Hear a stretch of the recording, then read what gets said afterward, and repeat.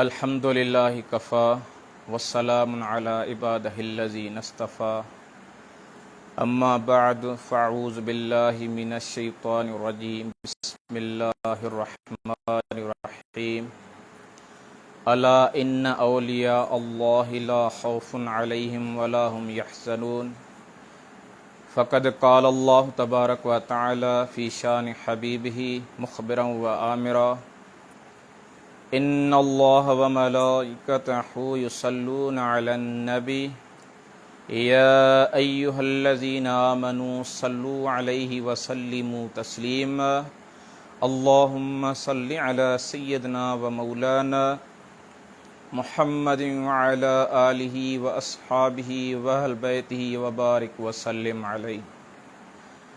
हाजिर हुआ मैं शेख मुजद्दिद की लहद पर, हाजिर हुआ मैं शेख मुजद्दिद की लहद पर, वो खाक के हैं ज़ेर फलक मतल अनवार, उस खाक के ज़र्रों से हैं शर्मिंदा सितारे, उस खाक के ज़र्रों से हैं शर्मिंदा सितारे, उस खाक में पोशीद है वो साहिब इसरार। गर्दन न झुकी जिसकी जहांगीर के आगे, गर्दन न झुकी जिसकी जहांगीर के आगे, जिसके नफ्स से गरम से है गर्मी एहरार, वो हिंद में सरमाए मिल्लत का निगहबान, अल्लाह ने बर वक्त किया जिसको ख़बरदार। हम्दो सलात खां बाद में हिन आज क़ुरान मजीद फ़ुरक़ान हमीद मां हिकु आय करीम तिलावत करण जो शरफ़ हासिल कयो आहे। दुआ अल्लाह रब्बुल इज़्ज़त बंदह गुनहगार खे उन आय करीम जी सही माना मफ़हूम बयान करण जी जेको कुछ असां ॿुधूं अल्लाह रब्बुल इज़्ज़त असां सभिनी खे अमल करण जी तौफ़ीक़ नसीब फ़रमाए। अल्हम्दुलिल्लाह सुम अल्हम्दुलिल्लाह। अॼु असां जी अज़ीम शान हस्ती जे पाकीज़ा ज़िंदगी ते गुफ़्तगू करणु चाहियूं था, उहा इमाम रब्बानी मुजद्दिद व मुनव्वर अल्फ़सानी शेख अहमद फ़ारूक़ी सरहंदी बरकतुल हिंद नायब मुस्तफ़ा फ़िल हिंद जे पाकीज़ा सीरत ते गुफ़्तगू कंदासीं। छो त 14 शवाल मुकर्रम हज़रत इमाम रब्बानी मुजद्दिद मुनव्वर अल्फ़सानी शेख अहमद फ़ारूक़ी सरहंदी रहमतुल्लाह ताला अलैहि जी योम विलादत आहे। यकीनन इहो अल्लाह तबारक व ताला जो हिन उम्मत मुस्लिम जे मथां एहसान अज़ीम आहे। ही प्रोग्राम अल्हम्दुलिल्लाह लाइव हले पियो, बिलख़ुसूस स्काउट फोर्स दादू जे नौजवाननि जे तरफ़ां थी रहियो आहे। जेके बि नाज़रीन आहिनि सभिनी ख़िदमत में मां गुज़ारिश कंदुसि त हिन प्रोग्राम खे वधि में वधि शेयर कनि ताकि ॿिया बि हिन प्रोग्राम मां मुस्तफ़ीज़ थी सघनि ऐं हज़रत इमाम रब्बानी मुजद्दिद व मुनव्वर अल्फ़सानी शेख अहमद फ़ारूक़ी रहमतुल्लाह ताला अलैहि जे सीरत खां घणे खां घणा वाक़ुफ़ थी सघनि। मुंहिंजा दोस्त अज़ीज़ो, अल्लाह तबारक व ताला इंसान ज़ात जी इस्लाह जे लाइ सैयदना आदम अलैहिस्सलाम खां वठी रसूल अकरम सल्लल्लाहु अलैहि वसल्लम ताईं मुख़्तलिफ़ अंबिया इकराम मोकिलिया, जेके इंसानियत खे हिदायत जो रस्तो ॾेखारींदा रहिया ऐं इंसानियत खे सही इंसानियत सेखारींदा रहिया ऐं इंसानियत खे सिराते मुस्तक़ीम ते हलाईंदा रहिया। यकीनन इहो अल्लाह तबारक व ताला जो एहसान आहे पूरी इंसानियत जे मथां, जो अल्लाह तबारक व ताला उन्हनि जे लाइ पंहिंजा अंबिया इकराम मोकिलिया ऐं इहो अंबिया इकराम जो सिलसिलो हुज़ूर अकरम सल्लल्लाहु अलैहि वसल्लम ताईं ख़तमु थियो। छो त हुज़ूर अकरम सल्लल्लाहु अलैहि वसल्लम इरशाद फरमायो, अना ख़ातमुन नबिय्यीन ला नबिय्य बअदी, मां आख़िरी नबी आहियां ऐं मूंखां बाद में ॿियो को बि नबी न ईंदो। लिहाज़ा जेको बि नबूअत जी दावा कंदो हुज़ूर अकरम सल्लल्लाहु अलैहि वसल्लम खां बाद में उहो कूड़ो आहे। दज्जाल हज़रत इमाम आज़म अबू हनीफ़ा अलैहि रहमत जी फ़तवा है त जेको शख़्स रसूल अकरम सल्लल्लाहु अलैहि वसल्लम खां बाद में नबूअत जी को दावा करे ऐं जेकॾहिं को शख़्स उन खां दलील घुरे त उहो बि दीन इस्लाम खां ख़ारिज आहे। लेकिन जीअं कि ही इंसानी सिलसिलो बि ता क़यामत जारी रहंदो त उन में ख़ैर ऐं शर जो सिलसिलो बि जारी रहंदो। दस्तूर रहियो आहे त जिथे बि को यज़ीद पैदा थियो त अल्लाह तबारक व ताला उन जे लाइ शबीर खे मोकिलियो।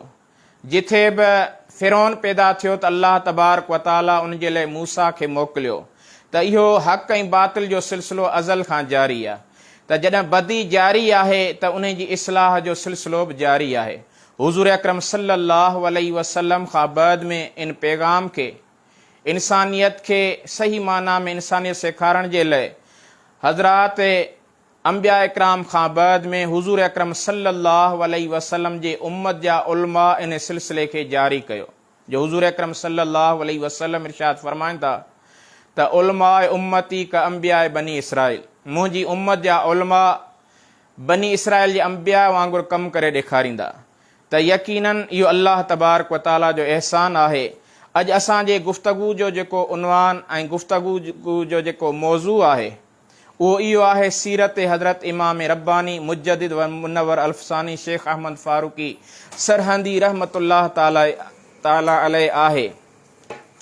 त मुंहिंजा दोस्तो अज़ीज़ो, हुज़ूर अकरम सल्लल्लाहु अलैहि वसल्लम जी हदीस मुबारका जंहिंखे अबी दाऊद में बि इन खे रिवायत कयो वियो आहे। हुज़ूर अकरम सल्लल्लाहु अलैहि वसल्लम फरमायत मुंहिंजी उम्मत में हर 100 साल खां बाद में हिकु मुजद्दिद पैदा थींदो जेको उम्मत जी इस्लाह कंदो। जॾहिं दीन में बिगाड़ पैदा थी वेंदो, दीन में बिदअतूं पैदा थींदियूं, दीन में मुस्लमान दीन खां दूर थी वेंदा, त उन टाइम में अल्लाह तबारक व ताला उम्मत जे तरफ़ अल्लाह तबारक व ताला हिकु मुजद्दिद खे मोकिलींदो। हिकु ॿी हदीस मुबारक आहे जंहिंखे अल जामे दुर में मौलाना मोहम्मद एहसान नक्शबंदी आंदो आहे। रोज़तुल क़य्युम में बि इन हदीस खे आंदो वियो आहे। हज़रातुल क़ुदुस में बि इन हदीस खे आंदो वियो आहे त हुज़ूर अकरम सल्लल्लाहु अलैहि वसल्लम इरशाद फरमायो त 1000 साल खां बाद में मुंहिंजी उम्मत में हिकु मर्द मुजाहिद पैदा थींदो, हिकु अज़ीम नूर पैदा थींदो, हिकु अज़ीम इंसान पैदा थींदो। उन जी हुज़ूर अकरम सल्लल्लाहु अलैहि वसल्लम निशानियूं इरशाद फरमाई। हिकु निशानी हुज़ूर अकरम सल्लल्लाहु अलैहि वसल्लम इहा इरशाद फरमाई। हिकु निशानी हुज़ूर अकरम सल्लल्लाहु अलैहि वसल्लम इहा इरशाद फरमाई त उहो मर्द मुजाहिद ॿिनि ज़ालिम बादशाहनि जे दरमियान ईंदो। ऐं ॿी हुज़ूर अकरम सल्लल्लाहु अलैहि वसल्लम निशानी इहा ॿुधाई त उन जो नालो मुंहिंजे नाले वांगुरु अहमद हूंदो। हुज़ूर अकरम सल्लल्लाहु अलैहि वसल्लम ॿी इहा निशानी ॿुधाई त अल्लाह तबारक व ताला उन जे सदके हज़ारें मुस्लमाननि खे अल्लाह तबारक व ताला उन जी शफ़ा जे सदके अल्लाह तबारक व ताला उन्हनि खे जन्नत अता फ़रमाईंदो। त यकीनन इहे सभु निशानियूं हज़रत इमाम रब्बानी मुजद्दिद व मुनव्वर अल्फ़सानी शेख अहमद फ़ारूक़ी सरहंदी रहमतुल्लाह ताला अलैह जी ज़ात में नज़र अचनि थियूं। जो जॾहिं संदन जी विलादत थी, संदन जी विलादत 14 शव्वाल 971 हिजरी में थी। उन वक़्त जो जेको बादशाह हुयो उन जो नालो जलालुद्दीन अकबर हुयो ऐं उन खां बाद में जेको बादशाह हुयो उहो नूरदीन जहांगीर हुयो। उन ॿिन्ही बादशाहनि जे दरमियान हज़रत इमाम रब्बानी मुजद्दिद मुनव्वर अल्फ़सानी जो दौरु गुज़रियो आहे। उन खां बाद में संदन जो नालो अहमद हुयो ऐं पाण उम्मत मुस्लिम जी जेका इस्लाह कई ऐं बिलख़ुसूस हिकु अहिड़े दौर में हज़रत इमाम रब्बानी जी विलादत थी जो हर तरफ़ इस्लाम जी उन हक़ीक़ी चेहरे खे मसख़ कयो वियो हुयो, इस्लाम जे हक़ीक़ी चेहरे खे बिगाड़ियो वियो हुयो, इस्लाम जे उन हक़ीक़ी रंग खे ख़तमु कयो वियो हुयो। ऐं हज़रत इमाम रब्बानी मुजद्दिद मुनव्वर अल्फ़सानी शेख अहमद फ़ारूक़ी रहमतुल्लाह ताला अलैह जी विलादत खां अॻु में संदन जी आमद जी बिशारत जी के मां अहादीस जे हवाले सां अव्हां जे साम्हूं अर्ज़ रखी ऐं उन खां अलावा संदन जी वालदा खे बि इहे बिशारत मिलंदियूं रहियूं। बिलख़ुसूस हज़रत ख्वाजा अमकंगी रहमतुल्लाह ताला अलैह जेके हज़रत इमाम रब्बानी जा मुर्शिद हज़रत ख्वाजा बाक़ी बिल्लाह जा मुर्शिद आहिनि, उन्हनि खे हज़रत ख्वाजा अमकंगी रहमतुल्लाह ताला अलैह इहा जॾहिं उनखे ख़िलाफ़त अता फ़रमाए ऐं हिंदुस्तान जी तरफ़ मोकिलियो त पाण फ़रमायूं त हिंदुस्तान में अनक़रीब हिकु अहिड़ो मर्द मुजाहिद पैदा थींदो जंहिंखे तूं पंहिंजे सिलसिले में दाख़िल कजां, उनखे बैयत कजां, जंहिंजे ज़रिए अल्लाह तबारक व ताला दीन जो तमामु घणो कमु वठंदो। उनखां अलावा ॿियूं केतिरियूं बिशारतूं आहिनि। बिलख़ुसूस हज़रत महबूब सुबानी, सैयदना शेख अब्दुल क़ादिर जीलानी अल हसनी अल हुसैनी रहमतुल्लाह ताला अलैह जो बि वाक़ियो मशहूरु आहे, जंहिंखे रोज़ुल क़यम में बयानु कयो वियो आहे। फ़रमाईंदा हिकु दफ़े मां जंग में मुराक़बे जी हालत में हुयुसि। अचानक मां ॾिठो त हर तरफ़ हिकु नूर फैलिजी वियो। मां अल्लाह तबारक व ताला जी ज़ात जे तरफ़ मुतवजह थियुसि, या इलाहुल आलमीन ही छा आहे। अल्लाह तबारक व ताला मूंखे इलाम फरमायो। हज़रत महबूब सुबानी सैयदना शेख अब्दुल क़ादिर जीलानी रहमतुल्लाह ताला अलैह फरमाईंदा, अल्लाह तबारक व ताला इलाम फरमाए त अब्दुल क़ादिर ही उहो नूर आहे जेको तोखां 500 साल बाद में ज़ाहिर थींदो। हिंदुस्तान में हिकु मर्द मुजाहिद पैदा थींदो जेको दीन इस्लाम जी तजदीद कंदो, ऐं उन जा उहे ही निशानियूं आहिनि त हज़रत महबूब सुबानी सैयदना शेख अब्दुल क़ादिर जीलानी रहमतुल्लाह ताला अलैह फरमाइनि था त असां इहा वसियत कईसीं त असांजो जुबो उन जे तरफ़ तोहफ़े जे तौरु मोकिलियो वञे। त उन वक़्तु पाण वसियत कयूं हज़रत अब्दुल रज़ाक जेको हज़रत महबूब सुबानी सैयदना शेख अब्दुल क़ादिर जीलानी जो फ़र्ज़ंद हुयो, उनखे जुबो ॾेई करे वसियत कयूं त ही असांजी अमानत उन ताईं पहुचाइजो। किताबनि में अचे थो त उहो नसुल दर नसुल हज़रत महबूब सुबानी सैयदना शेख अब्दुल क़ादिर जीलानी रहमतुल्लाह ताला अलैह जो जुबो अमानतनि मुख़्तलिफ़ ख़ानदाननि खां थींदो। जॾहिं शाह सिकंदर कैथली रहमतुल्लाह ताला अलैह वटि पहुतो त उन वक़्त में हज़रत इमाम रब्बानी जो विलादत थी चुकी हुई ऐं हज़रत इमाम रब्बानी विलायत जे मनसब ते पहुची चुका हुआ। त हज़रत शाह सिकंदर कैथली रहमतुल्लाह ताला अलैह जे ख़्वाब में उनजो जद्द अमजद हज़रत कमाल कैथली 3 दफ़ा ख़्वाब में आयो ऐं पाण फरमायूं त तोखे जेका अमानत मिलियल आहे हज़रत महबूब सुबानी सैयदना शेख अब्दुल क़ादिर जीलानी रहमतुल्लाह ताला अलैह जी उहो जुबो तूं उन्हनि ताईं पहुचा। उनखां बाद में हज़रत शाह सिकंदर कैथली रहमतुल्लाह ताला अलैह उहो जुबो हज़रत महबूब सुबानी सैयदना शेख अब्दुल क़ादिर जीलानी रहमतुल्लाह ताला जो उहो जुबो हज़रत इमाम रब्बानी ख़िदमत में पेश कयो वियो त उनखे पाण इस्तेमालु फरमायूं। त मुंहिंजा दोस्त अज़ीज़, हज़रत इमाम रब्बानी जी विलादत हज़रत शेख अब्दुल अहद फारूकी जे घर में थी। संदन जे वालिद जो नालो शेख अब्दुल अहद आहे ऐं इहा बि हिकु निस्बत ख़ासि हज़रत इमाम रब्बानी खे हासिल आहे जो 27 पुश्तुनि खां बाद में हज़रत इमाम रब्बानी जो ताल्लुक़ हज़रत उमर फारूक रज़ी अल्लाह ताला अन्हु जे ख़ानदान सां मिले थो, यानी पाण फारूकी नसब जा आहिनि। त मुंहिंजा दोस्त अज़ीज़, अल्लाह तबारक व ताला बि संदन खां उहो ई दीन जो कमु वठिणो हुयो ऐं संदन जा जेके हम असर आहिनि हज़रत मौलाना अब्दुल हकीम सियालकोटी, शेख मुहक़िक़ शेख अब्दुल हक मुहद्दिस देलवी जेको संदन जो बाद में पीर भाई बि बनियो, उहो बि हज़रत बाक़ी बिल्लाह जो बैयत थियो। त हज़रत अब्दुल हकीम सियालकोटी के मामूली शख़्स जो नालो न आहे, जंहिंखे हज़रत इमाम रब्बानी पाण इहो लक़ब ॾिनो त हज़रत मौलाना अब्दुल हकीम सियालकोटी आफ़ताब पंजाब आहिनि, यानी पंजाब जो सिज आहिनि। ऐं हज़रत इमाम रब्बानी खे वरी जेको मुजद्दिद जो ख़िताब ॾिनो उहो ख़िताब मौलाना अब्दुल हकीम सियालकोटी रहमतुल्लाह ताला अलैह हज़रत इमाम रब्बानी खे ॾिनो, जंहिंखे उम्मत मुस्लिमा बिल इत्तिफ़ाक़ क़बूल कयो, जंहिंजे करे ई संदन खे मुजद्दिद अल्फ़ सानी सॾियो थो वञे। त हज़रत मौलाना अब्दुल हकीम सियालकोटी मां अर्ज़ु कयो कि मामूली शख़्स जो नालो न आहे। जामिया अज़हर में काहिरा जी मशहूरु इस्लामी जेका यूनिवर्सिटी आहे उन में मौलाना अब्दुल हकीम सियालकोटी जा जेके लिखियल किताब आहिनि उहे बि अॼु बि शामिल निसाब आहिनि। बल्कि अल्लामा इक़बाल रहमतुल्लाह ताला अलैह फरमाइनि था, जॾहिं मां पहिरियों दफ़ो जामिया अज़हर वयुसि त उते मां उन्हनि खे लिखी ॾिनो त मां डॉक्टर मोहम्मद इक़बाल सियालकोटी आयो आहियां ऐं मां जामिया अज़हर जे प्रिंसिपल सदर मुदरिस सां मुलाक़ात करणु चाहियां थो। जॾहिं उहा पर्ची उन जामिया अज़हर जे प्रिंसिपल खे मिली त उनखां बाद में अल्लामा इक़बाल थो चवे त सिर्फ़ु प्रिंसिपल ई न बल्कि जामिया जा सभु असातिज़ ऐं सभु शागिर्द मुंहिंजी मुलाक़ात लाइ आया। मूंखे हैरत थी, मां उन्हनि खां पुछियो छा तव्हां मूंखे सुञाणियो था? त उन्हनि जवाबु ॾिनो त असां तोखे कोन था सुञाणे। जॾहिं सुञाणियो नथा त पोइ हेतिरा सारा मूंसां कीअं मिलणु आया आहियो? उनजो तो जेको पंहिंजे नाले जे अॻियां सियालकोटी लिखियो आहे न त असां अब्दुल हकीम सियालकोटी जे करे तोसां मिलणु आया आहियूं। एॾो वॾो नालो आहे त जेको क़ुरान जेको तफ़सीर जो हिकु किताबु आहे तफ़सीर बेज़ावी जंहिंखे दर्स निज़ामी में सबकनि पढ़ाए थो वञे, उन जो हाशो जेको लिखियो आहे उहो बि अल्लामा सियालकोटी लिखियो आहे, मौलाना अब्दुल हकीम सियालकोटी। त एॾो वॾो नालो आहे त उन हज़रत इमाम रब्बानी मुजद्दिद अल्फ़सानी शेख अहमद फारूकी सरहमदी रहमतुल्लाह ताला अलैह खे मुजद्दिद अल्फ़सानी जो लक़ब अता कयो। त मां हीअ जेको हज़रत इमाम रब्बानी जेका सीरत आहे इहा हिकु थोरे टाइम में या मजलिस में बयानु करणु नामुमकिन आहे। संदन जी जेका शख़्सियत आहे, संदन जूं जेके इल्मी ख़िदमतूं आहिनि, संदन जो जेको इल्मी ऐं कलमी जिहाद आहे, उन लाइ काफ़ी कुझु टाइम दरकार आहे जंहिंमें उन ख़िदमात खे बयानु करे सघिजे। मां कोशिशि कंदुसि मुख़्तसरनि मां उन्हनि खे बयानु कयां त हज़रत इमाम रब्बानी मुजद्दिद मुनव्वर अल्फ़सानी जी जॾहिं विलादत थी त उन वक़्तु उते जेका हुकूमत हुई अकबर बादशाह हुजी हुई ऐं पाण तमामु थोरे अरसे में तमामु उलूम ज़ाहिरिया नक़लिया खे जेको आहे सो हासिलु कयूं। सभ खां अवल पंहिंजे वालिद गिरामी वटि तइलीम हासिलु कयूं। उनखां बाद मुख़्तलिफ़ असातिज़ा खां पाण उहो दीनी उलूम हासिलु करण खां बाद में जॾहिं मसनद ते वेठा, मसनद इरशाद ते वेठा, जॾहिं पाण उहो तबलीग जो कमु शुरू कयूं ऐं ओॾीमहिल ॾिठूं त मुस्लमाननि जी जेका हालत आहे उहा इंतिहाई ख़स्ता आहे।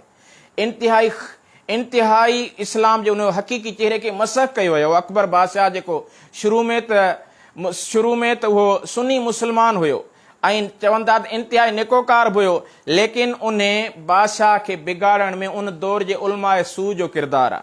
जेके दीन फ़रोश उलमा हुआ, जंहिंमें बिलख़ुसूस क़ाबिल ज़िक्र आहे मुल्ला फज़ुल ऐं मुल्ला फैज़ी ऐं मुल्ला मुबारक, इन्हनि जा नाला क़ाबिल ज़िक्र आहिनि, जेके जिन उन बादशाह जे दीन खां हटाइण में उन्हनि जो उहो किरदारु हुयो। छाजे करे उहो दीन फ़रोश हुआ त उन्हनि बादशाह खे दीन खां परे कयो। छाजे करे? सिर्फ़ु दुनियावी लालच जे करे। हज़रत दाता गंज बख्श रहमतुल्लाह ताला अलैह कशफुल महजूब में लिखियो आहे त कंहिं बि क़ौम जे क़ाइमु रहण जो जेको मेयार आहे उहो 3 शख़्सियतुनि ते आहे। हिकिड़ो आहे उमरा, टियों आहे उलमा ऐं चौथों आहे सुलह। त हज़रत इमाम रब्बानी मुजद्दिद अल्फ़सानी शेख अहमद फारूकी सरहंदी रहमतुल्लाह ताला अलैह जे टाइम में उहे 3 में बिगाड़ अची चुको हुयो। उलमा में बि बिगाड़ अची चुको हुयो त सूफ़ी बि जाहिल सूफ़ी बणिजी चुका हुआ, जेके दीन इस्लाम जे हक़ीक़ी चेहरे खे अवामुन्नास जे साम्हूं पेश न पिया कनि। त उनखां बाद में बादशाह बि दीन खां परे थी चुका हुआ। त किताब लिखनि था, बरे सगीर जी तारीख़ में लिखियलु आहे त अकबर बादशाह एतिरो दीन खां मुतनफ़िर थी चुको हुयो जो दीन इस्लाम खां अलावा हर मज़हब खे क़बूल करे पियो। बाह जी बि पूॼा कंदो हुयो ऐं सुअर जो बि एहतराम कंदो हुयो, सिज जी बि पूॼा कंदो हुयो। त हर तरह जूं उन में उहे बुरायूं हुयूं ऐं इस्लाम खां उहो नफ़रत कंदो हुयो। एतिरे क़दुरु जो जिबरन उलमा इकराम खे शराब प्यारियो वेंदो हुयो ऐं केतिरा ई जयद उलमा इकराम मौलाना फज़ल हक़ खैराबादी ऐं ॿियनि वॾनि उलमा खे उन शहीद करायो। त अहिड़े दौर में हज़रत इमाम रब्बानी कमाल हिकमत सां उहो जिहाद शुरू कयो। उहो जिहाद को ॾंडे वारो जिहाद कोन हुयो, बल्कि पाण मकातीब जे ज़रिए, ख़ुतूत जे ज़रिए उन्हनि वज़ीरनि जी, उन्हनि उलमा जी ऐं उन्हनि जाहिल सूफ़िया जी पाण इस्लाह कयूं। कलम जे ज़रिए पाण उहो जिहाद कयूं। त गोया कि हज़रत इमाम रब्बानी मुजद्दिद अल्फ़सानी शेख अहमद फारूकी सरहंदी रहमतुल्लाह ताला अलैह पंहिंजी नज़र विलायत सां मीडिया जी ताक़त खे सम्झी चुका हुआ त कहिड़े नमूने सां सही इनकलाब अची सघे थो। त हज़रत इमाम रब्बानी मुजद्दिद अल्फ़सानी मकतूबात शरीफ़ जे ज़रिए माण्हुनि उहे ख़त लिखिया ऐं बादशाह जी इस्लाह कयूं। हता कि बादशाह जा जेके वज़ीर ख़ासि हुआ उन्हनि जे तरफ़ पाण ख़त लिखियऊं, बादशाह जे तरफ़ पाण ख़त लिखियऊं ऐं उन्हनि जी इस्लाह जे लाइ भरपूर कोशिशि कंदा रहिया। लेकिन उहो अकबर बादशाह त हज़रत इमाम रब्बानी जो उन तइलीमात खे सम्झी न सघियो। लेकिन जहांगीर जे बादशाह, जॾहिं जहांगीर जो दौरु आयो, नूरदीन जहांगीर जो जॾहिं दौरु आयो त उन हज़रत इमाम रब्बानी मुजद्दिद मुनव्वर अल्फ़सानी खे पाण वटि घुरायो ऐं उन हिकु साज़िश कई। उन सोचियो त मां इमाम रब्बानी खे पाण वटि मां झुकाइणु चाहियां थो, छो त उन टाइम में इहो बि उन्हनि सरकारी तौर ते क़ानून पास कयो हुयो त बादशाह खे तज़ीमी सजदो कयो वञे, जेको शरीयत मुहम्मदी में हराम आहे, नाजाइज़ आहे। सजदो सिर्फ़ु अल्लाह तबारक व तआला जी ज़ात खे आहे। लेकिन उन टाइम में उहो सजदो तज़ीमी बादशाह जे लाज़मी हुयो। त हज़रत इमाम रब्बानी जॾहिं जहांगीर जे दरबार में आया त बादशाह हुकुम कयो त इन खे चयो त मूंखे सजदो करे। पाण फरमायो त मां अल्लाह तबारक व तआला जी ज़ात खां अलावा कंहिंखे बि सजदो न कंदुसि। नतीजन बादशाह खे गुस्सो लॻो ऐं बादशाह ॿ टे ज़बरा माण्हू मोकिलिया त इमाम रब्बानी जे कंध खे वठी झुकायो वञे, लेकिन उहे ताक़तवार माण्हू बि उहे उन कोशिश में नाकाम विया। जॾहिं बादशाह पंहिंजी इहा तोहीन ॾिठी, पोइ बादशाह हिकिड़ी टल सोची, हिकिड़ी चाल चली, उहा इहा त हिकिड़ो ख़ासि कमरे में वेही रहियो जंहिंमें हिकु नंढो दरवाज़ो हुयो। इन ख़्याल सां त इमाम रब्बानी जेकर मूंखे सजदो नथो करे त इहो इन दरवाज़े खां अचे, जॾहिं इहो इन दरवाज़े खां ईंदो मूंखे सजदो न कंदो, लेकिन उहे कंधु झुकंदो त गोया कि मूंखे सजदो, यानी मुंहिंजी तहज़ीम इन कंधु झुकायो। त हज़रत इमाम रब्बानी खे अल्लाह तबारक व तआला ख़बरदार कयो त हज़रत इमाम रब्बानी मुजद्दिद मुनव्वर सानी जॾहिं उन बादशाह वटि उन कमरे में दाख़िल थियणु चाहियो त सभ खां अवल पाण पंहिंजा पेर अंदरि दाख़िल कयूं। त बादशाह सम्झो त इन शख़्स खे पंहिंजे अॻियां झुकाइणु नामुमकिन आहे, त उन हज़रत इमाम रब्बानी खे गवालियार जे क़ैदखाने में बंदि कराए छॾियो ऐं हज़रत इमाम रब्बानी मुजद्दिद मुनव्वर सानी उते बि पंहिंजी उन कम खे जारी रखियो। ऐं किताबनि में अचे थो, तारीख़ में अचे थो त जेल जे अंदरि पाण उन इस्लाही कम खे जारी रखियो, मकतूबा जे सिलसिले खे जारी रखियो ऐं बराबरि बादशाहनि जे तरफ़, वज़ीरनि जे तरफ़, हुक्मराननि जे तरफ़ ख़त लिखंदा रहिया, उलमा उमरा जे तरफ़ ख़त लिखंदा रहिया। नतीजन उन जेल में केतिरा ई हज़ार उहे जेके गैर मुस्लिम काफ़िर हुआ, उहा संदन जे हथ ते दस्ते बैअत थी इस्लाम में दाख़िल थिया। त उनखां बाद में उहो बादशाह हज़रत इमाम रब्बानी जी हक़ीक़त खे सम्झो ऐं उनखां बाद में संदन खे ॿाहिरि कढियो वियो त मुंहिंजा दोस्त अज़ीज़ हज़रत इमाम रब्बानी मुजद्दिद व मुनव्वर अल्फ़सानी शेख अहमद फारूकी सरहंदी रहमतुल्लाह ताला अलैह कमाल हिकमत सां इन कम खे पाण जारी रखियऊं ऐं संदन खे अल्लाह तबारक व तआला इहो कमाल अता फ़रमायो हुयो जो पाण उन हिकमत सां उन ख़ुतूत जे ज़रिए, मकातीब जे ज़रिए माण्हुनि खे जी इस्लाह कयूं ऐं अल्लाह तबारक व तआला संदन खे इहो कमाल अता फ़रमायो जो जॾहिं कंहिं माण्हुनि पुछियो साईं तव्हांखे हेॾो वॾो कमाल कीअं हासिलु थियो जो तव्हां वक़्त जा मुजद्दिद थियो। हालांकि उन दौर में का कमी कान हुई, उलमा बि हुया, सूफ़िया बि हुया, गौस बि हुया, कुतुब बि हुया, अब्दाल बि हुया, लेकिन मुजद्दिद केरु कोन हुयो। मुजद्दिद सिर्फ़ु हज़रत इमाम रब्बानी जी ज़ात गिरामी हुई। त कंहिं शख़्स संदन खां पुछो त या हज़रत तव्हांखे इहो मक़ाम कीअं मिलियो, पाण फरमायो त अल्लाह जे फज़ुल सां। वरी कंहिं सुवाल कयो साईं अल्लाह जो फज़ुल कीअं मिलियो, पाण फरमायो त अल्लाह जो फज़ुल मूंखे मिलियो आहे इत्बाए रसूल सां, रसूलुल्लाह सल्लल्लाहु अलैहि वसल्लम जी सुन्नत जे मथां अमल कंदे।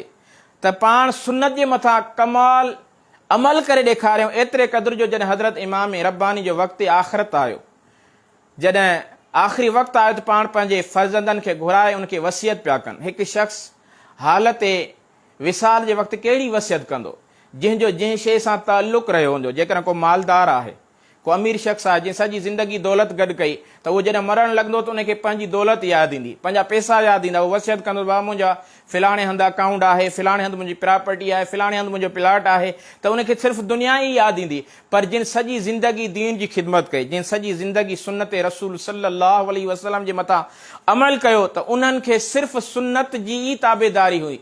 त पाण उन मौक़े ते पंहिंजे फ़र्ज़ंदनि बिलख़ुसूस हज़रत ख्वाजा मोहम्मद सईद ऐं हज़रत ख्वाजा मोहम्मद मासूम सरहंदी रहमतुल्लाह ताला खे वसियत कई त सुन्नत खे मज़बूती सां पकड़िजो, बल्कि ॾंदनि जी मज़बूती सां पकड़िजो, यानी उन सुन्नत जे मथां अमल करण जी ताक़ीद कयूं। ऐं इहो तरीक़े आलिया नक्शबंदिया जो ख़ासो आहे, सिलसिले आलिया नक्शबंदिया जो ख़ासो आहे त उन में इत्बाए सुन्नत ते ज़ोर हूंदो आहे। हज़रत ख्वाजा उबैदुल्लाह अहरार रहमतुल्लाह ताला अलैहि जे मुतलिक़ अचे थो, संदन जी ख़िदमत में हिकिड़ो शख़्स इन ख़्याल सां रहियो त मां हज़रत जी ख़िदमत में रही ॾिसां त संदन जा कहिड़ा कमाल आहिनि, कहिड़ियूं करामतूं आहिनि।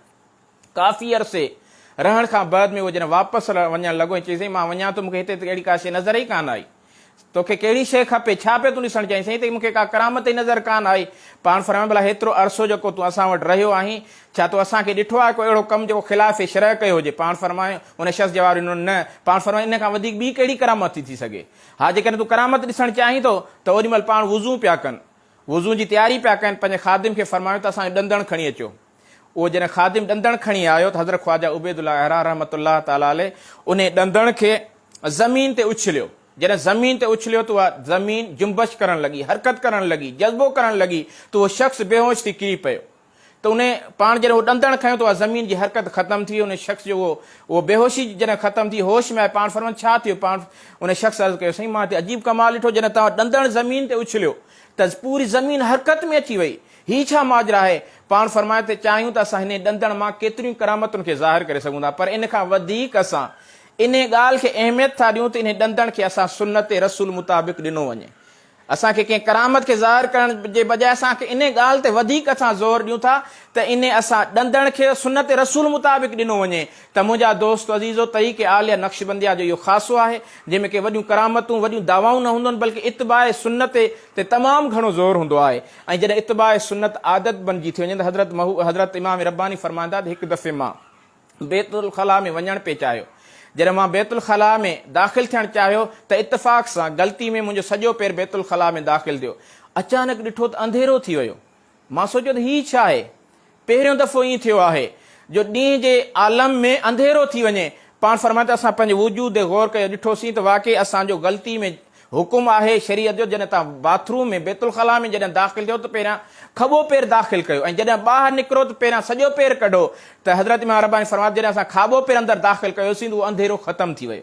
अल्लाह तबारक व तआला अहिड़े मौक़े ते पंहिंजे महबूब बाने जी मदद फरमाई। छाजे करे? जो उन्हनि हमेशह सुन्नत खे पंहिंजे सीने सां लॻायो आहे। इहा हक़ीक़त आहे त जॾहिं को शख़्स अमली नमूने सां पंहिंजी ज़िंदगी सुन्नत ऐं शरीयत मुताबिक़ गुज़ारे थो त उहे जेके मकरूहात शरई आहिनि उहे उन्हनि जा उहे मकरूहात तबिया बणिजी था वञनि। मिसाल जे तौरु मां अर्ज़ु कयां, जेकॾहिं कोई शख़्स कूड़ ॻाल्हाइणु ख़राबु ॻाल्हि आहे, ज़िना करणु कबीरो गुनाह आहे, शराब पीअणु कबीरो गुनाह आहे, सूद खाइणु कबीरो गुनाह आहे, इहे सभु गुनाह आहिनि। लेकिन जेकर को अहिड़ो शख़्स आहे जंहिंजी दिलि चाहे थी त मां कूड़ ॻाल्हायां, उनजी दिलि जे जेकॾहिं ख़्याल बि थिए थो उनजो ज़िना जे तरफ़, लेकिन उनजे दिलि में ख़्याल थो अचे त अल्लाह उनजे रसूल मनो कई आहे त रुकिजी थो वञे। लेकिन जेके सालेह बाना आहिनि उहे उनजे दिलि में उन्हनि खे इहो त यकीन आहे ई आहे त अल्लाह तबारक व तआला मनो कई आहे, लेकिन उन सां गॾोगॾु उन्हनि जी दिलि ई नथी चाहे। आम माण्हू जी दिलि चाहे थी त मां कूड़ ॻाल्हायां, जेके मुक़र्रिब बाना आहिनि उन्हनि जी उहा दिलि ई नथी चाहे, यानी उहे मकरूहात शरई मकरूहात तबई बणिजी था वञनि। उनजी तबियत में ई गुनाह खां नफ़रत अची थो वञे। त मुंहिंजा दोस्त अज़ीज़ हज़रत इमाम रब्बानी मुजद्दिद मुनव्वर सानी रहमतुल्लाह ताला अलैह खे एतिरी शरीयत सां मुहब्बत ऐं प्यार हुयो जो हर वक़्तु हुज़ूर अकरम सल्लल्लाहु अलैहि वसल्लम जी इत्बा ऐं सुन्नत ऐं शरीयत जी पाण तलकीन कंदा हुआ। उन खां अलावा पाण हर मकतूब में पंहिंजनि मुहबत करण वारनि खे अक़ीदतमंदनि खे हमेशह इन ॻाल्हि जी तरगीब ॾींदा रहिया त तव्हां पंहिंजे अक़ाइद खे दुरुस्त कयो, पंहिंजे अक़ाइद खे अहले सुन्नत व जमात जे मुताबिक़ बनायो। हमेशह तलकीन कंदा रहिया। उमरा खे ख़त लिखियऊं, बादशाहनि खे ख़त लिखियऊं, सूफ़िया खे ख़त लिखियऊं, उलमा खे ख़त लिखियऊं। हर पंहिंजे ख़ुतूत में आख़िर में उन्हनि खे फरमाईंदा हुआ त तव्हां पंहिंजे अक़ाइद खे अक़ाइद अहले सुन्नत वल जमात जे मुताबिक़ बनायो। हमेशह उन जी तलकीन कंदा रहिया। त मुंहिंजा दोस्त अज़ीज़ इहो हज़रत इमाम रब्बानी बल्कि इहो तरीक़े आले नक्शबंदी जो ख़ासि मां हज़रत ख्वाजा उबैदुल्लाह अहरा रहमतुल्लाह ताला अलैह जी ॻाल्हि पे कई। हज़रत ख्वाजा उबैदुल्लाह फरमाइनि था त मूंखे जेकॾहिं अल्लाह तबारक व तआला विलायत जा सभु दर्जा अता करे ऐं मूंखे अहले सुन्नत व जमात में न रखे त मां नुक़सान में आहियां। मूंखे विलायत जा सभु दर्जा मिलनि पर मूंखे अहले सुन्नत जमात में न रखियो वञे त मां नुक़सान में आहियां। ऐं ॿिए तरफ़ फरमाईंदा जेकर मूंखे विलायत जो को बि दर्जो न मिले ऐं मूंखे सिर्फ़ु ऐं सिर्फ़ु अहले सुन्नत व जमात में रखियो वञे त मां वॾे फ़ाइदे में आहियां। ऐं हमेशह पाण मां अर्ज़ु कयो त हर फितने जे ख़िलाफ़ इहा हज़रत इमाम रब्बानी जो ख़ासो आहे जो पाण यक वक़्तु मुख़्तलिफ़ जिहाद कयूं। सूफ़िया जेके जाहिल सूफ़िया उनजे ख़िलाफ़ जिहाद कयूं। जाहिल जेके दीन जो चेहरो उलमा बिगाड़नि पिया उन्हनि जो बि उन्हनि जिहाद कयो ऐं उन्हनि जो बि उन्हनि रद्द कयो। हता के शियत उन दौर में उरूज ते हुई। पाण रवाफ़िज़ जे ख़िलाफ़ रवाफ़िज़ ते पाण हिकिड़ो वॾो हिकु रिसालो लिखियऊं ऐं पाण अहले सुन्नत जमात जे उन अक़ाइद खे बिल्कुलु वाज़ी ऐं उजागर कयूं। एतिरे क़दुरु जो पाण फरमाइनि था, मां अर्ज़ु कयो त उन दौर में जीअं मां शुरू में अर्ज़ु कयो त उन दौर में इल्म जी बि का ज़ाहिरी कमी कान हुई।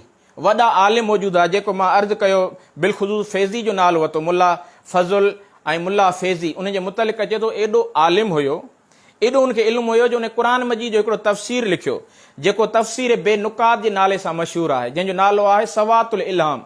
यानी क़ुरान मजीद जो हिकु अहिड़ो उन तफ़सीर कयो जो उन में अहिड़ा उन इबारत अहिड़ा लफ़्ज़ आंदा जो उन्हनि बग़ैर नुक़्तनि वारा हुआ ऐं उन नालो बि अहिड़ो रखियो जंहिंमें को नुक़्तो कोन्हे को। जीअं की ला इलाहा इल्लल्लाह मुहम्मद रसूलुल्लाह हिकु इबारत आहे, हिन में को नुक़्तो कोन्हे को, त हुन अरबी क़ुरान मजीद जो तफ़सीर लिखियो जेको बेनुक़्ता हुआ। त इन में अंदाज़ो लॻाए सघो था उन दौर में इल्म जी बि कमी कान हुई, लेकिन उन में उहा नूरानियत कान हुई, उहा हक़ीक़त कान हुई। दुनिया जो ग़लबो उन जे मथां अची वियो हुयो। बादशाह जी ख़ुशामदी में उहे दीन फ़िरोश बणिजी चुका हुआ, जिन अकबर बादशाह खे दीन जे उन हक़ीक़ी चेहरे खे मसख़ करण में उन्हनि जाहिल मुल्लान अहम किरदारु अदा कयो। त मां अर्ज़ु कयो त हज़रत इमाम रब्बानी रहमतुल्लाह ताला अलैह पंहिंजे ख़ुतूत में तमामु घणो अहले सुन्नत जमात जे अक़ाइद ते ज़ोर ॾिनो आहे। बिलख़ुसूस संदन पाण फ़रमाइनि था त मां पाबंदी सां रोज़ानी हज़रात पंजतन पाक जे नाले ते मां ईसाले सवाब कंदो हुयुसि, ख़तम ॾियारींदो हुयुसि। हिकु दफ़े मूंखे हुज़ूर अकरम सल्लल्लाहु अलैहि वसल्लम जी ज़ियारत नसीब थी ऐं मां पाण करीम सल्लल्लाहु अलैहि वसल्लम जी ख़िदमत में सलाम अर्ज़ु कयो त हुज़ूर मूंखे जवाबु कोन ॾिनो। हुज़ूर अकरम सल्लल्लाहु अलैहि वसल्लम मूंखां मुंहुं फेरे छॾियो। त हज़रत इमाम रब्बानी फ़रमाइनि था त मां छिरकिजी वियुसि, ॾकिजी वियुसि। हीउ पहिरियों दफ़ो ईअं मूंसां थियो आहे जो हुज़ूर मूंखां चेहरो मोड़ियो आहे। मां हुज़ूर जी ख़िदमत में अर्ज़ु कई, या रसूलल्लाह अलैहिस्सलातु वस्सलाम, मां अव्हां जी तरफ़ तोहफ़ो मोकिलींदो आहियां ईसाले सवाब जो, छा उहो तव्हांखे मिलंदो आहे? पाण करीम सल्लल्लाहु अलैहि वसल्लम जवाबु ॾिनो त मां मानी सिर्फ़ु आयशा जे घर खाईंदो आहियां, मूंखे उहो ताम पहुचंदो आहे जेको आयशा जे घर ईंदो आहे। त उनखां बाद में पाण फ़रमाइनि था जॾहिं असां उन ख़्वाब खां बेदार थियासीं त पोइ उनखां बाद पाण फ़रमाइनि था वाक़ई बि मां जॾहिं बि ईसाले सवाब कयो सिर्फ़ु उन्हनि खे अहल बैत जे हवाले सां कयो, उन्हनि में मां बाक़ी सहाबा खे या बाक़ी अज़वाज मुतहरात खे शामिल न कयो। उनखां बाद में जॾहिं बि मां ईसाले सवाब कयो त उन में हज़रत उम्मुल मोमिनीन अम्मा आयशा सिद्दीक़ा रज़ी अल्लाह ताला अन्हा खे ज़रूरु शामिल कयो। त इन मां मालूम थियो हज़रत इमाम रब्बानी जा अक़ाइद मालूम थियनि था। उनखां बाद में कंहिं साईं खां सुवाल कयो त साईं हुज़ूर अकरम सल्लल्लाहु अलैहि वसल्लम जो चवंदा सायो न हुयो, इन बारे में तव्हां छा था चओ? पाण फ़रमाइनि था बेशक बिल्कुलु इन में कोई शक न आहे त हुज़ूर अकरम सल्लल्लाहु अलैहि वसल्लम जो सायो न हुयो, पाछो न हुयो। माण्हू पुछे साईं हुनजो दलील? पाण फ़रमाइनि था हुनजो दलील इहो आहे त जेका बि शइ हूंदी आहे उहा हक़ीक़त में उनजो जेको सायो हूंदो आहे उहो उन खां वधीक लतीफ़ हूंदो आहे। मिसाल जे तौर पर मां बीठो आहियां, मुंहिंजो जेकॾहिं सायो हूंदो उहो मुंहिंजी हक़ीक़त खां वधीक लतीफ़ हूंदो, मुंहिंजे हक़ीक़त खां वधीक लतीफ़ हूंदो। छो त साए खे न माण्हू को खणी सघे थो, न छुए सघे थो, वधि में वधि ॾिसी सघे थो, लेकिन हुज़ूर अकरम सल्लल्लाहु अलैहि वसल्लम जो जिस्म हुयो ई लतीफ़। छा लतीफ़ शइ जो सायो थी सघे थो? छा रोशनी जो कॾहिं को सायो थी सघे थो? छा त पाण कमाल उहो दलील इरशाद फ़रमायो छाजे करे जो हुज़ूर अकरम सल्लल्लाहु अलैहि वसल्लम जी जेका हक़ीक़त आहे उन हक़ीक़त खे अॼु ताईं केरु सम्झी न सघियो आहे। बल्कि हुज़ूर अकरम सल्लल्लाहु अलैहि वसल्लम फ़रमाइनि था हज़रत अबू बकर सिद्दीक़ रज़ी अल्लाह ताला अन्हु खे, या अबा बकर लम यारफ़नी हक़ीक़तन ग़ैरु रब्बी, मुंहिंजी हक़ीक़त खे मुंहिंजे रब खां सवाइ को सम्झी नथो सघे। मुले जो दिमाग़ ख़राबु आहे जेको माज़ला चवे थो हुज़ूर अकरम सल्लल्लाहु अलैहि वसल्लम असां जहिड़ो आम इंसान हुयो त हुज़ूर अकरम सल्लल्लाहु अलैहि वसल्लम जी हक़ीक़त खे अल्लाह तबारक व तआला खां ॿियो को सम्झी नथो सघे। त हुज़ूर अकरम सल्लल्लाहु अलैहि वसल्लम जॾहिं हुज़ूर जो जिस्म ई लतीफ़ हुयो त उन लतीफ़ शइ जो सायो त उनखां वधीक लतीफ़ हूंदो। त यकीनन हुज़ूर अकरम सल्लल्लाहु अलैहि वसल्लम जो सायो न हुयो, अल्लाह तबारक व तआला संदन जो सायो ज़मीन ते न कयो हुयो। इहो हज़रत इमाम रब्बानी मुजद्दिद मुनव्वर अल्फ़सानी शेख अहमद फारूकी सरहंदी रहमतुल्लाह ताला अलैह जो इहो अक़ीदो आहे त मुंहिंजा दोस्त अज़ीज़ अल्लाह तबारक व तआला संदन खे अहिड़े कमालात सां नवाज़ियो हुयो जो पाण फ़रमाइनि था हिकु दफ़े असांजो के क़ब्रिस्तान खां गुज़र थियो त असांखे फ़ौरन हुज़ूर अकरम सल्लल्लाहु अलैहि वसल्लम जी हिकु हदीस मुबारक यादि आई। हिकु हदीस मुबारक यादि आई त हुज़ूर फ़रमाईंदा जॾहिं को आलिम रब्बानी, को आलिम बा अमल जॾहिं के क़ब्रिस्तान खां गुज़रे थो त अल्लाह तबारक व तआला उन जे गुज़रण जी बरकत जे सदके अल्लाह तबारक व तआला उन क़ब्रिस्तान वारनि जे मथां 40 ॾींहंनि ताईं अज़ाब खे माफ़ करे थो। 40 ॾींहंनि ताईं उन जे मथां अज़ाब खे खणी छॾे थो। त हज़रत इमाम रब्बानी फ़रमाए जॾहिं इहो ख़्यालु असांजे दिलि में पैदा थियो फ़ौरन अल्लाह तबारक व तआला इल्हाम फ़रमायो। अल्लाह तबारक व तआला इहो इल्हाम फ़रमायो त ए शेख अहमद, तुंहिंजे गुज़रण जी बरकत जे सदके मां अल्लाह तबारक व तआला इन्हनि जे मथां क़यामत ताईं अज़ाब खे हटाए छॾियो आहे। तुंहिंजी गुज़रण जी बरकत जे सदके मां अल्लाह तबारक व तआला इन क़ब्रिस्तान वारनि जे मथां क़यामत ताईं अज़ाब खे हटाए छॾियो आहे। त मुंहिंजा दोस्त अज़ीज़ इहा अज़ीम शख़्सियत आहे हज़रत इमाम रब्बानी मुजद्दिद मुनव्वर अल्फ़सानी शेख अहमद फारूकी सरहंदी रहमतुल्लाह ताला अलैह जी। ऐं अल्लाह तबारक व तआला संदन खे बेपनाह कमालात सां नवाज़ियो हुयो जंहिंजो एतिराफ़ वक़्त जा वॾा वॾा जय्यद उलमा इकराम जी मां हज़रत मुल्ला अब्दुल हकीम सियालकोटी जो हवालो ॾिनो ऐं उन दौर में शेख मुहक़िक़ शेख अब्दुल हक मुहद्दिस देलवी रहमतुल्लाह ताला अलैह जेको संदन जो पीर भाई आहे। पाण फ़रमाईंदो शुरू में जीअं की अल्लाह तबारक व तआला जंहिंखे का अज़मत अता कंदो आहे, जंहिंखे बुलंदी जंहिंखे अल्लाह तबारक व तआला अता कंदो आहे त उन दौर में उनजा मुख़ालिफ़ पैदा थींदा आहिनि। त उन दौर में हज़रत इमाम रब्बानी जा मुख़ालिफ़ पैदा थिया जिन हज़रत इमाम रब्बानी शेख अहमद फारूकी रहमतुल्लाह ताला अलैह जे उन अक़ाइद जे मुतलिक़ उन्हनि चयो त हिन जा नज़रिया सुठा न आहिनि ऐं उन्हनि ग़लति यानी हज़रत इमाम रब्बानी जे ख़िलाफ़ ग़लति फ़तवाऊं जारी कयूं त हज़रत शेख मुहक़िक़ रहमतुल्लाह ताला अलैहि फरमाइनि था त उहा फ़तवा मूं वटि बि आई। मूंखे बि शुरू में हज़रत इमाम रब्बानी जे मुतलिक़ ख़दशा हुआ, लेकिन मूंखे हिकु दफ़े हुज़ूर अकरम सल्लल्लाहु अलैहि वसल्लम जी ज़ियारत नसीब थी। हुज़ूर अकरम सल्लल्लाहु अलैहि वसल्लम जी ज़ियारत नसीब थी।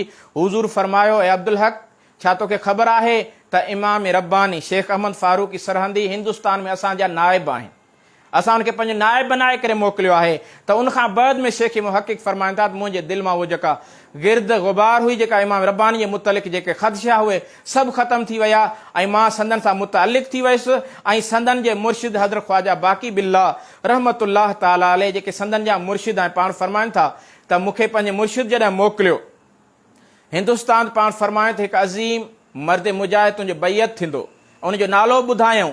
उनखां बाद में पाण फरमाईंदा जॾहिं हज़रत इमाम रब्बानी हज़रत बाक़ी बिल्ला फरमाईंदा जॾहिं मूं वटि आया त मां सम्झी वियो त उहो ई शख़्स आहे। उनखे पंहिंजे सिलसिले में मूं दाख़िल कयो ऐं उन मौक़े ते पाण फरमायो त हज़रत इमाम रब्बानी उहो आफ़ताब आहे।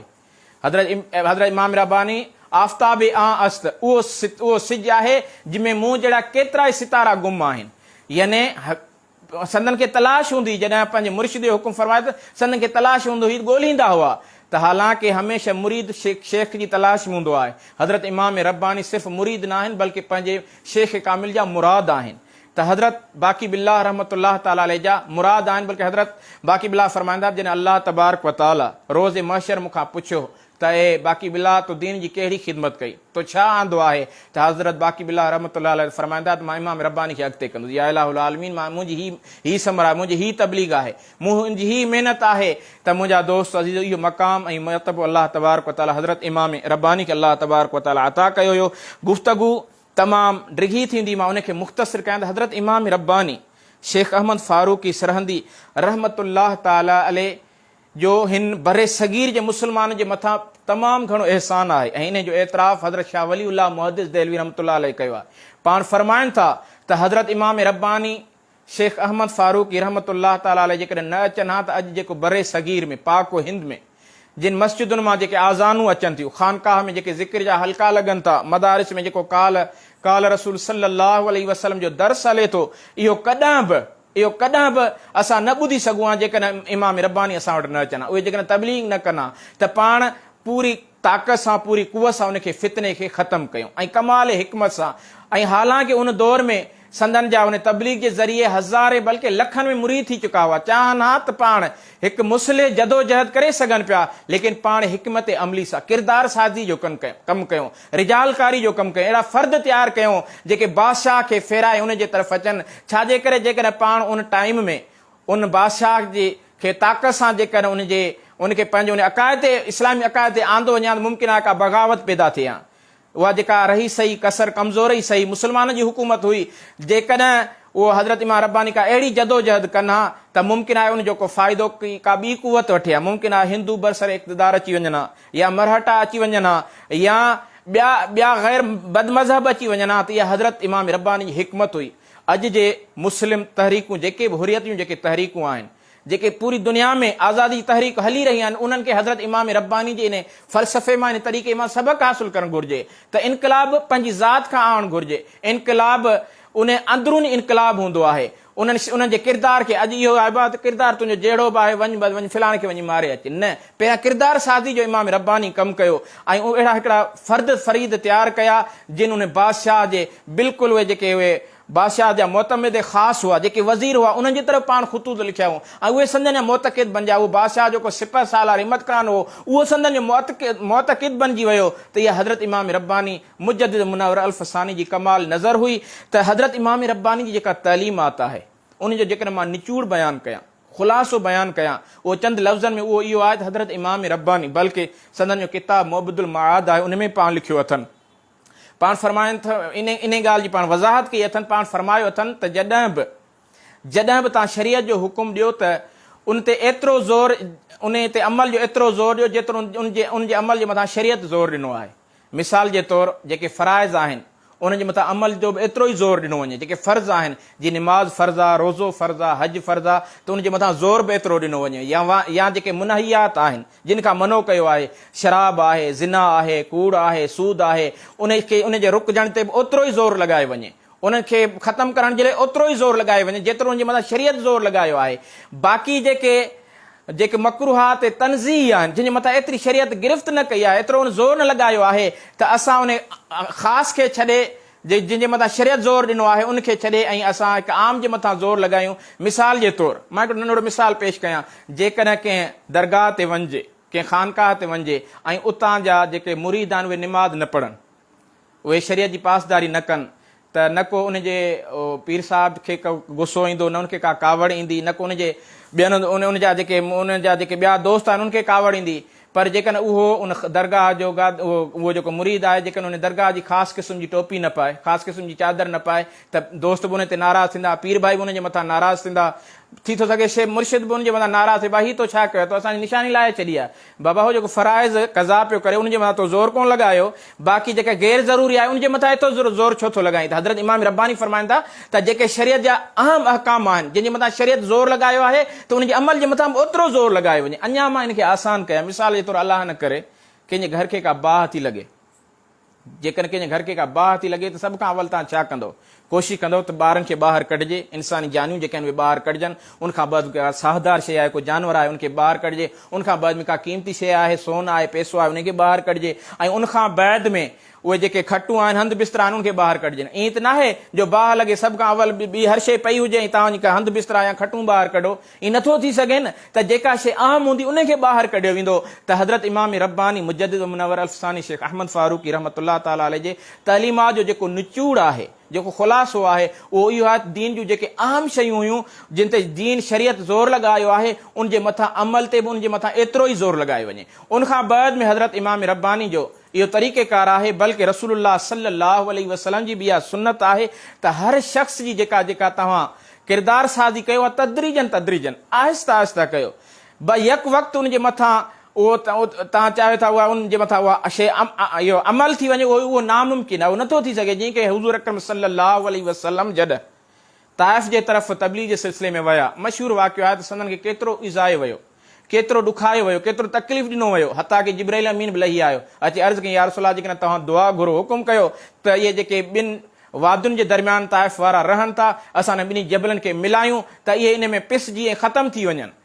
त पाण फरमायूं त हुज़ूर अकरम सल्लल्लाहु अलैहि वसल्लम फरमायो त मूंखे इन्हनि जे ईंदड़ नसुल मां ईमान जी तवक़्क़ु आहे, असांखे इन्हनि जे ईंदड़ नसुल मां ईमान जी तवक़्क़ु आहे। त हिकु दाई जे लाइ, हिकु मुबलिग जे लाइ हिकु इन में वॾो अहम सबक़ु आहे त बज़ औक़ात नतीजो जो तकिड़ो इंतज़ारु न कजे जल्दी मूंखे रिज़ल्ट मिले, बज़ औक़ात उन तबलीग जे नतीजे जो इंतज़ारु करिणो पवंदो आहे। त हज़रत इमाम रब्बानी फरमाइनि था त तव्हां कंहिंजी बि इस्लाह करणु चाहियो त उनजी आहिस्ता आहिस्ता तदरीजन उनजी तव्हां इस्लाह कयो। त मुंहिंजा दोस्तो हज़रत इमाम रब्बानी मुजद्दिद मुनव्वर अल्फ़सानी शेख अहमद फारूकी सरहंदी रहमतुल्लाह ताला अलैह जी सीरत जेका आहे उनजो जेको हज़रत इमाम रब्बानी जो जेको किरदारु आहे उनखे सम्झणु ऐं अल्लाह तबारक व तआला उनजे मथां असां तव्हांखे अमल करण जी तौफ़ीक़ नसीब फरमाए। हीअ जेका कोशिशि आहे बिलख़ुसूस स्काउट फोर्स वारनि जी, अल्लाह तबारक व तआला उनजी अल्लाह तबारक व तआला क़बूल फरमाए ऐं उन नौजवाननि खे अञा वधीक जज़्बो अता फरमाए। त जिन बि दोस्तनि लाइव ॾिठी आहे त उन्हनि खे ख़िदमत में हिकु दफ़ो वरी गुज़ारिश आहे त इनखे वधि में वधि शेयर कनि ताकी ॿिया बि माण्हू उन्हनि खां वधीक मुस्तफ़ीज़ थी सघनि। दुआ आहे अल्लाह तबारक व तआला अमल जी तौफ़ीक़ अता फरमाए। व आख़िर दावाना अनिल हम्दुलिल्लाह।